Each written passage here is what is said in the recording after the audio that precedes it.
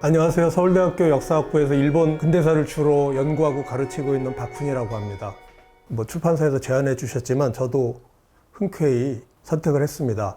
무슨 노이즈 마케팅을 위한 것은 아니고요. 책 내용이 보통 우리 한국 시민들이 알고 있는 내용과는 좀 다른 일본관, 일본 인식, 일본론을 제시하고 있기 때문에 붙여진 제목이고요. 제 바람으로는 이 책이 나온 것을 계기로 해서 제 책이 더 이상 위험한 것이 아니고 제 책 내용이 우리 한국 시민들의 일반적인 상식이 되는 더 이상 위험하지 않은 일본 책이 되기를 바라는 마음이 간절합니다. 우리나라에서 그 일본이라면 노라고 외치는 분들이 좀 무서운 분들이신데 지난번에 노저펜이라는 움직임도 있었고요. 그래서 사실 저도 좀 걱정이 되는 측면도 있습니다만은 일본이 이웃나라이잖아요. 이웃나라인 건 부정할 수 없는 사실인데 적성국도 아니고 적국도 아니고 이웃나라에 대해서 무조건 노라고 하는 것은 애초부터 저는 있을 수 없는 잘못된 것이라 생각을 하고 또 일본이라는 상대도 대상도 굉장히 다면적인 측면이 있습니다. 일본에 이런 사람도 있는가 하면 저런 사람도 있고 일본 내에서도 막 싸우고 있고요. 우리가 우리를 보면 금방 이해할 수 있잖아요. 한국이라는 게 한 덩어리가 아니듯이 당연히 일본이라는 것도 한 덩어리가 아닌데 일본을 한 덩어리로 상정해 놓고 그 전체에 대해서 노라고 외치는 것은 한국의 입장을 굉장히 이해해 주려고 하는 분들, 그런 분들의 입지를 오히려 좁히고 또 우리와의 연대를 오히려 막는 그런 일이기 때문에 전략성으로도 좋지 않다. 그래서 그런 분들에게 조금 더 입체적이고 다각도적인 전략적인 사고를 해주시면 어떨까 하는 측면에서 이렇게 공격적인 문구를 썼습니다만은 사실은 굉장히 우호적으로 그런 분들과 대화를 나누고 싶습니다. 이승만 박사가 1941년 진주만 기습 직전에 미국에서 출판한 Japan Inside Out이라는 책이 있습니다. 한국에서는 일본의 가면을 벗긴다라는 무시무시한 제목으로 출간이 된 바 있는데요. 그 서문을 여러분 잘 아시는 소설 대지를 쓰신 펄벅이 여사라고 있잖아요. 그 펄벅이 여사께서 그 서문을 쓰셨는데 거기에 보면은 한국만큼 일본을 비판할 수 있는 자격을 가진 사람들은 없다. 그런 문구가 나오거든요. 그것은 당연히 한국이 일본에게 오랫동안 그 식민 지배를 포함해서 고생을 했고 일본 때문에 그렇기 때문에 당연히 도덕적으로 일본을 비판할 자격이 있는 것이고 또 그 과정에서 일본을 자세히 알게 됐잖아요. 그래서 일본을 사람들이 어떤 사람들이고 어떤 생각을 하고 있고 또 지금 무엇을 하려고 하는지에 대해서 한국 사람들만큼 알고 있는 사람들이 없기 때문에 우리가 조금만 더 일본을 체계적으로 또 학술적으로 공부를 하고 정보를 편향적이지 않고 공정하게 정보를 입수해서 일본을 분석해 들어간다면은 세계 어떤 국민들보다도 한국 사람들이 훨씬 일본을 잘 비판할 수 있고 또 잘 리드할 수 있는 그런 능력과 자격이 있다. 이렇게 생각을 합니다. 여러분 아시다시피 이 민족주의, 내셔널리즘이라고 하는 것은 근대 초기에 만들어진 거잖아요. 우리 조선시대 내셔널리즘이라는 게 있지 않았죠. 퇴계 선생이나 율곡 선생은 내셔널리즘에 아무런 관심이 없는 분들이잖아요. 인의, 예지, 신, 우주의 원리 이런 데만 관심이 있으신 분들이죠. 그 근대 초기에 내셔널리즘이 생겼는데 그 내셔널리즘이 팽창을 해가지고 다른 나라를 지배하면 그게 이제 제국주의가 되는 거고 그 제국주의를 당하는 입장에서는 생기려고 하는 내셔널리즘이 더 강하게, 더 아주 강고하게 만들어지는 거죠.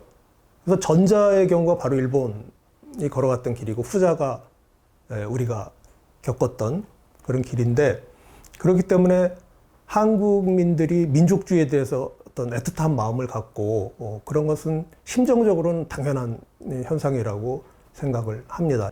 일본에서 내셔널리스트, 민족주의자, 민족주의자 그러면 그건 아주 안 좋은 결코 그 사람에 대한 칭찬이라고 보기 힘든 그런 말이고 서양에서도 내셔널리스트 그러면 그렇게 좋은 의미는 아니잖아요.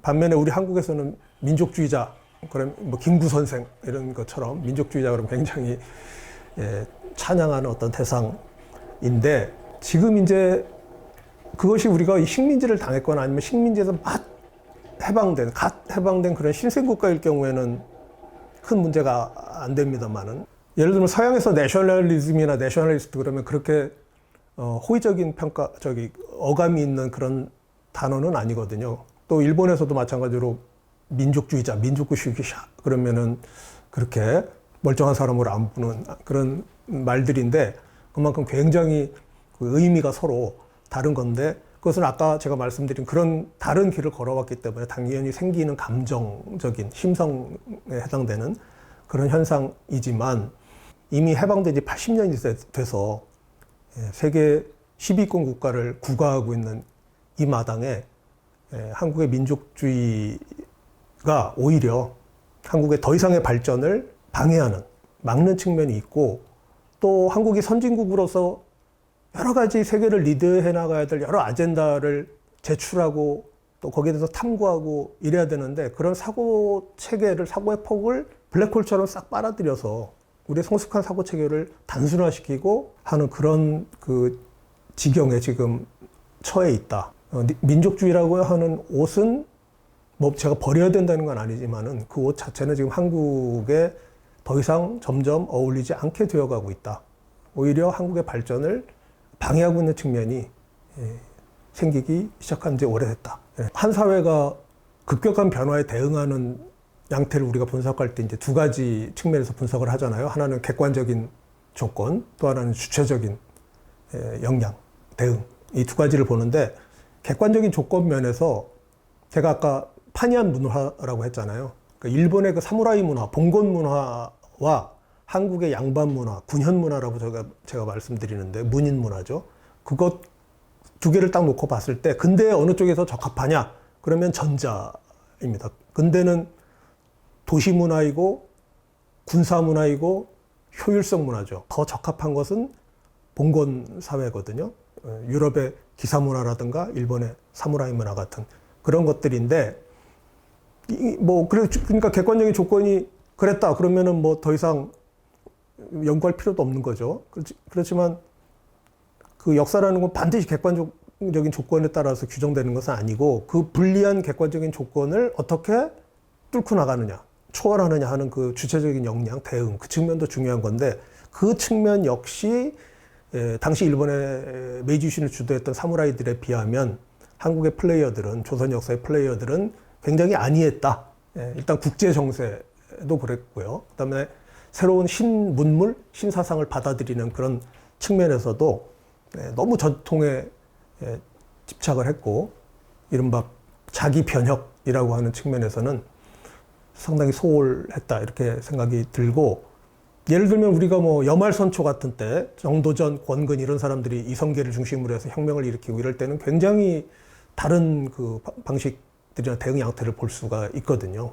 긴 역사 속에서 잘 대응했을 때도 있고 못했을 때도 있지만은 이 19세기 말에서 20세기 초는 우리 한국의 2000년 역사 속에서 가장 대응을 잘 못한 시기에 속하고 일본도 역시 2000년 역사를 갖고 있습니다만은 일본 2000년 역사상 가장 대응을 잘한 그런 시기라서 그 어떤 편차가 확 이 시기에 벌어지면서 결국 일본이 한국을 탐내게 되는 그 국력의 격차가 벌어지게 됐다. 이렇게 말씀드릴 수 있겠습니다. 그 원래 옆에 나라는 잘 충돌을 하죠. 독일과 프랑스라든가, 그죠? 서로 옆에 나라끼리 뭐 이렇게 사이좋게 지내는 경우는 별로 없는데 한국과 일본은 이제 그 도가 심한 거죠. 도가 심한 거고 관리를 잘 못하는 거죠. 근데 그 이유는 지금 말씀하신 대로 상호 간의 오해 혹은 정보 부족 이런 게 기본에 깔려 있습니다. 한국과 일본이 이렇게 다른 나라들에 비해서 자주 충돌하는 가장 큰 이유는 제가 볼 때는 그 충돌을 즐기는 사람들이 너무 많다 하는 겁니다. 그리고 충돌을 해야 이익이 생기는 사람들이 또 너무 많고 저는 그걸 그래서 좀 그 과격한 표현이 될지 모르겠습니다만 반일 비즈니스라는 표현을 쓰는데요. 반일 비즈니스가 이미 형성이 되어 있어요. 이 해방 70년 동안의 이 반일 민족주의 운동에서 특히 정치, 선거 앞두면 반일 저기를 해야 표가 모이잖아요. 또 옛날에 누굽니까? 이명박 대통령도 지지율 떨어지니까 독도를 갑자기 뜬금없이 가가지고 큰 또 분란을 일으켰었죠. 지금 이제 우리 한국 시민들이 그 정도까지는 아니지만 여전히 반일이 어떤 장사가 된다? 이렇게 하면 표현이 너무 과격한가요? 거기에서 이득을 얻을 수 있는 사람들이 너무 많다. 그런 거고 일본은 원래 안 그랬었는데 일본은 뭐 반환을 해서 이득을 얻는 구조는 아니었어요. 근데 최근에 이제 그런 구조가 생긴 겁니다. 그 혐한을 통해서 혐한 비즈니스죠. 혐한 비즈니스가 어마어마하게 커졌기 때문에 더 과거보다 요란하게 양쪽이 부딪히면서 이런 충돌이 자꾸 일어나는 거고요. 우리나라도 이제 지금 진영 논리가 너무 강하잖아요. 근데 제가 항상 하는 얘기는 내 편은 내가 생각한 것만큼 착하지 않고 상대편은 내가 생각한 것만큼 악하지는 않다. 이렇게 생각해야 된다라고 평소에 주장을 하는데 한일 관계도 약간 그런 것 같습니다. 그 일본 사람들도 다 멀쩡한 사람들이거든요. 또 우리 한국 사람들이라고 또 다 교양 있는 사람들만 있는 것도 아니고요. 더더군다나 한국과 일본은 기본적인 가치를 공유하고 있죠. 자유, 뭐 복지, 인권, 법치, 민주주의 이런 기본적인 가치를 공유하고 있는 나라이기 때문에 얼마든지 협력하고 협조할 수 있다. 나쁜 목표를 갖고 같이 협조할 수는 없잖아요. 그럴 때는 친구를 타일러야겠죠. 거기로 가지 말라고. 그래서 저는 아까 제가 열거해드린 그런 보편적인 가치, 인류가 근대 이후에 지향해온 이 보편적인 가치를 중간에 놓고 한국과 일본이 그 가치를 향해서 협력하고 경쟁하자 하는 게 제 기본 주장입니다. 그래서 일본이 그 가치에서 벗어나는 행동을 할 때는 한국이 일본을 꾸짖고 야단치고 리드하고, 한국이 반대로 그 노선에서 벗어나려고 할 때는 당연히 일본의 꾸중과 야단을 감수할 수밖에 없는 거거든요. 일본은 무슨 짓을 해도 좋게 보이질 않고 한국은 무슨 짓을 해도 용서를 받는다. 이런 시대는 이미 지났기 때문에 그런 보편주의 하에서 한일이 아시아의 1등 우등생들답게 좀 졸렬한 싸움은 이제 그만두고 세계 모범이 될 만한 그런 협력과 경쟁에 그런 좀 모범을 보이자 하는 게 제 생각입니다. 그 일본이 지금 잃어버린 30년이라고 여러분 잘 아시죠? 지난 30년 동안 우리 일본 연구하는 사람들은 우리가 알던 일본이 아니다 이런 표현을 쓰는데 그럴 정도로 지금 헤매고 있고 이상한 모습을 보이고 있고 거기에 여러 가지 병리적인 현상들도 나타나고 있잖아요. 우리 한국이 일본과 그 차원 낮은 싸움을 걸 것이 아니라 아까 제가 말씀드린 그 고차원적인 목표를 향해서 한국이 나아가면서 일본의 손을 잡고 일본의 부진함을 좀 일깨워주고 리드하면서 일본이 또 이렇게 폐쇄적으로 가거나 뭐 그런 게 부활하려고 하는 그런 측면도 보이고 있고요. 그래서 그런 점도 우리가 경계하면서 리드해 나갈 수 있는 그런 때가 왔고 한국의 그런 자격과 능력이 충분하다 이렇게 생각을 합니다. 일본은 한국한테 가장 좋은 거울입니다. 저는 일본사를 쭉 공부했지만 제가 관심을 갖고 있는 것은 한국사와 한국 사회거든요. 궁극적으로는. 근데 왜 일본사를 하느냐? 일본 역사를 볼 때 한국 역사가 더 잘 보이기 때문이에요. 여러분 어떤 거울을 쓰느냐에 따라서 자기가 어떻게 보이느냐가 다르잖아요. 그런 것처럼 여러 거울들이 있겠지만 일본만큼 한국을 관찰하는데 또 한국을 판단하는데 좋은 거울이 없습니다. 그래서 이것이 단순히 일본에 관한 책이 아니고 우리 자신을 되돌아보는 일본이라는 거울을 사용해서 우리 자신을 한번 되돌아본 책이다 라는 관점에서 한번 쉽게 읽어주시면 좋겠고요. 저는 뭐 굉장히 쉽게 쓴다고 썼습니다. 또 신문 칼럼으로 시작된 글이기 때문에 아마 읽는데도 큰 부담은 없지 않으실까 싶습니다. 많이 읽어주십시오.